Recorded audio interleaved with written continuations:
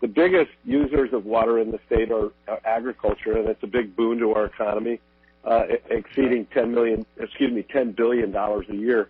And so we've got to figure out more efficient ways to water crops in agriculture. Israel, is one of the most water deficient from natural sources places in the whole world. Yep. Yet they've effectively dealt with their water situation.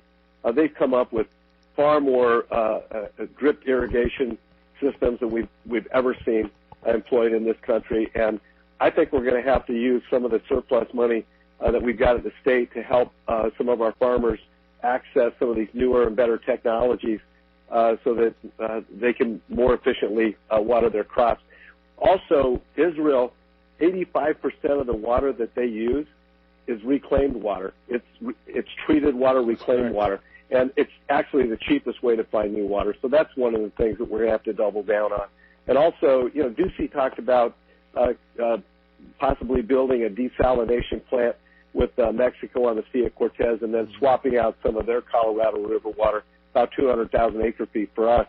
Anyway, I've got lots of ideas on water. And, Paul, that's one of the reasons that you can't just let somebody that's never really had any kind of activity with these kinds of issues be the governor of Arizona. You've got to have somebody with actually a background and a knowledge of these kinds of things, because if we make wrong decisions on water, as an example, it's going to be very destructive to our economic future.